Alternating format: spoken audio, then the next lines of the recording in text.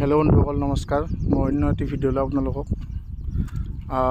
আজি মোৰ ছাগলীখিনিক একদম পথাৰৰ মাজত লৈ আহিছোঁ। বৰষুণ দিয়া নাই ইমানখিনিও, অলপ চলপ আৰু পানী হৈছে এনেকৈ।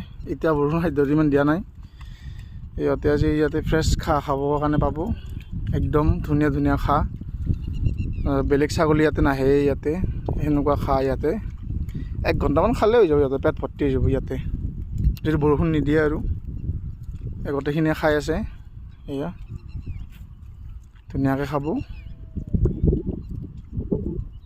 আৰু আপোনালোকে মোক ছাপোৰ্ট কৰিব প্লিজ। মোৰ ভিডিঅ' লাইক কৰিব, কমেণ্ট কৰিব, এণ্ড প্লিজ ছাবস্ক্ৰাইব, মোৰ যাতে অন্য কিবা ভিডিঅ' আহিলে আপোনালোকে নিশ্চয় দেখা পায়। আৰু মোৰ ভুল শুদ্ধটো আপোনালোকে যাতে ক'ব পাৰে। আজিৰ কাৰণে এই ভিডিঅ'টো সামৰিছোঁ। ধন্যবাদ।